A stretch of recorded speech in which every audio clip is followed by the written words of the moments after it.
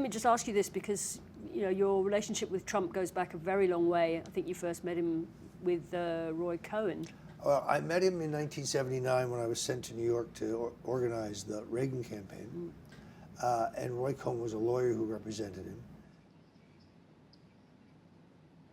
And Cohn was politically active, and a wealthy divorcee whose divorce Roy had handled had a dinner party at which Cohn was present. And he was, I introduced myself. He gave me an appointment. I saw him subsequently. And he ultimately introduced me to Donald Trump, and I recruited Trump for Donald Trump's finance committee. Did you define in him the success that he went on to achieve? Did you see it in him then? Well, I saw several things happening at the same time. I saw Trump becoming a pop culture phenomena through just sheer promotion and the willing to put his name on anything that didn't move, and a relentless line of promotion about his products. He became the best known billionaire on the planet of the Earth. And he lived a flashy New York, my way lifestyle that I think many people who are aspiring saw not as gaudy or garish, but as, yeah.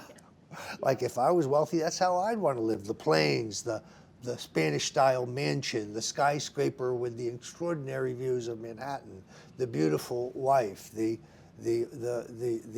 great children, and he to reform the country, you had to have a certain detachment from the last 30 years. I mean, he gave to Republicans, he gave to Democrats. He thought they were all full of BS.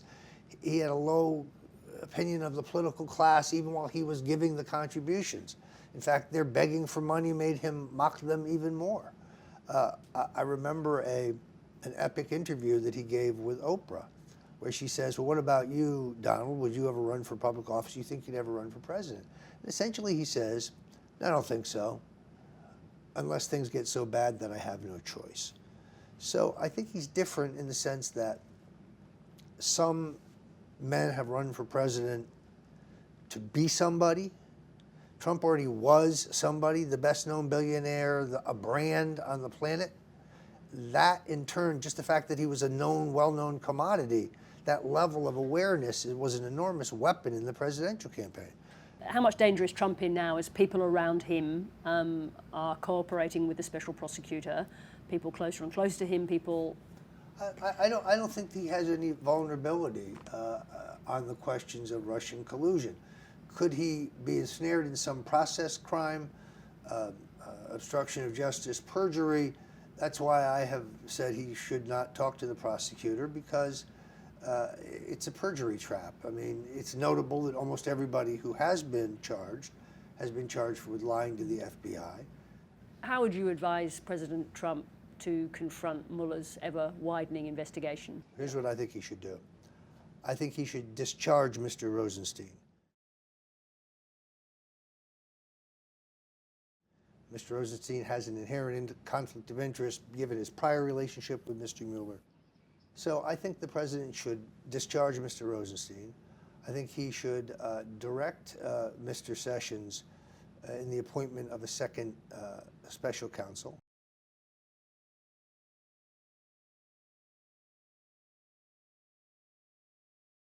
The Justice Department is an extension of the executive branch, and therefore Trump has the authority to even tell Sessions who should head this probe. He could pick any honest prosecutor. If Mr. Sessions refuses, then he too should be discharged. Now, I really think I have been opposed to the outright firing of Mr. Mueller not because there isn't cause, not because the FBI text messages and the other pieces of evidence are governmental skullduggery by the intelligence agencies and others in this matter. I don't see how anyone cannot see the nature of this. If not to indict him for a crime, then the purpose here is to find some charge against the president, publish it in a final report in September to give the Democrats something to run on. If they win the House, they'd probably vote articles of impeachment.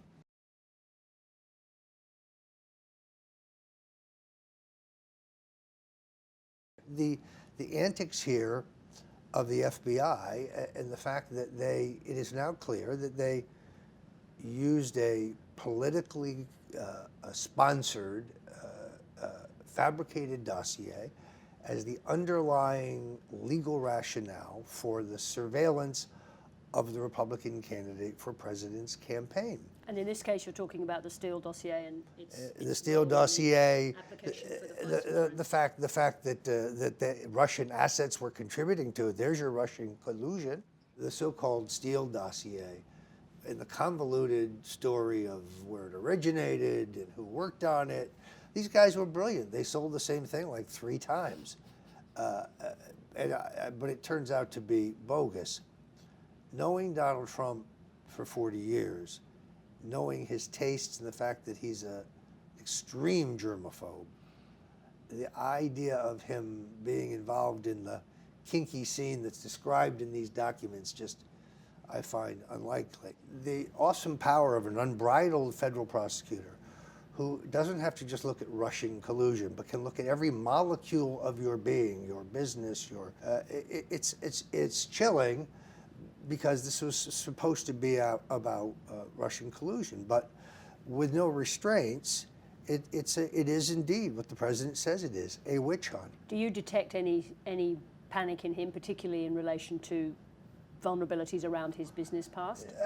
The point is, it would be irrelevant. If he sold apartments to wealthy Russians 20 years ago, and they all overpaid, I guarantee it, so what? I don't think this proves anything. But it just shows that, this is supposed to be about the national security. I really think it's about a distraction of this much bigger crime. As a master of the dark arts, do you have some grudging respect for the way in which the Russians have managed to cause so much trouble inside the American political system?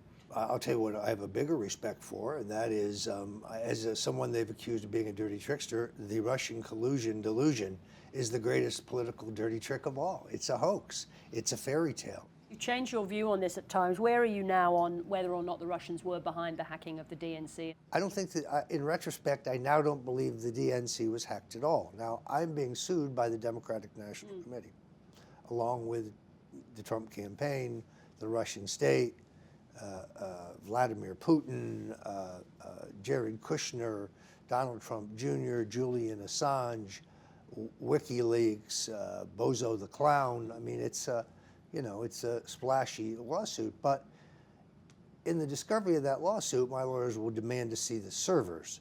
The servers have never been examined by the FBI. We have the word of a partisan IT company that jumps in the middle and claims Russian collusion.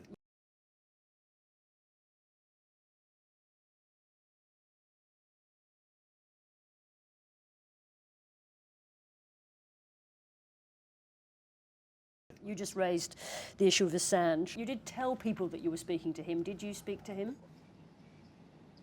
I've never spoken to him. I've never met him. I did not fly to London to meet him. I've explained this ad nauseum, but this fellow Sam Nunberg, a rather neurotic young man, made quite a splash here in the media.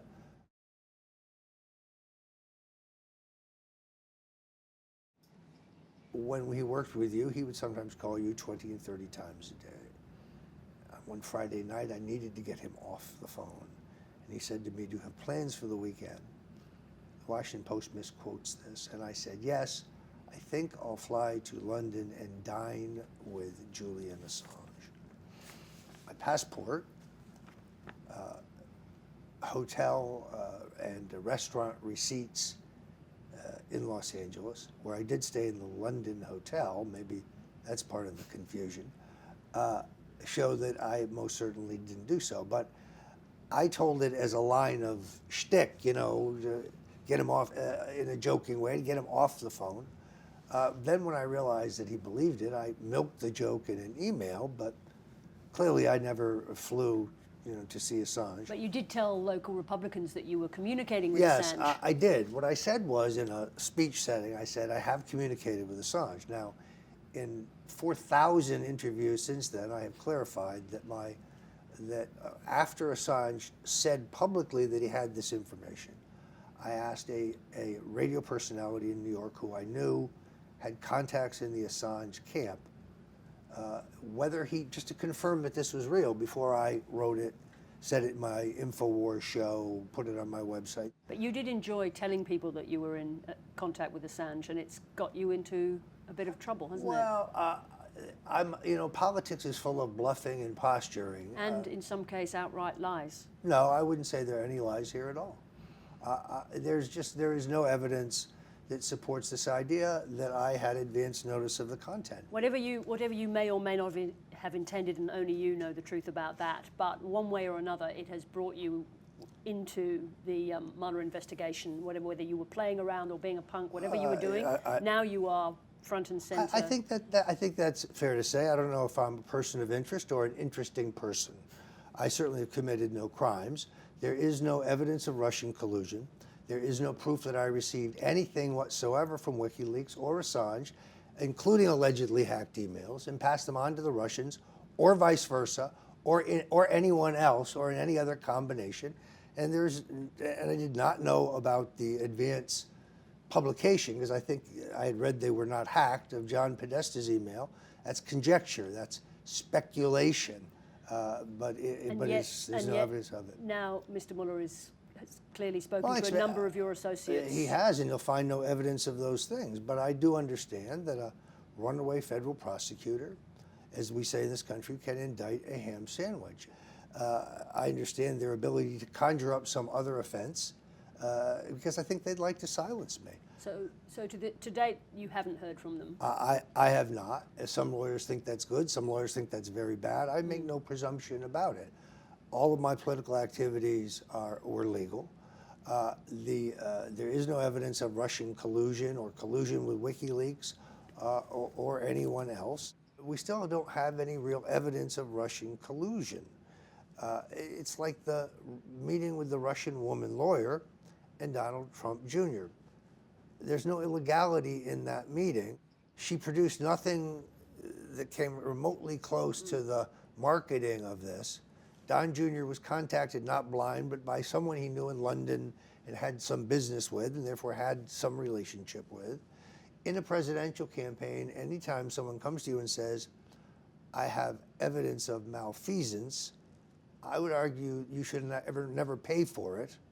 You should examine it and try to determine whether it's real. Do you regret inserting yourself into that part of this story? No, because the credit belongs to the man who gets in the arena, not the person who sits on the sidelines and said, he should have done this, he should have done that. Because, as Theodore Roosevelt say, it's not the critic who sits on the sidelines and points out where the strong man stumbles.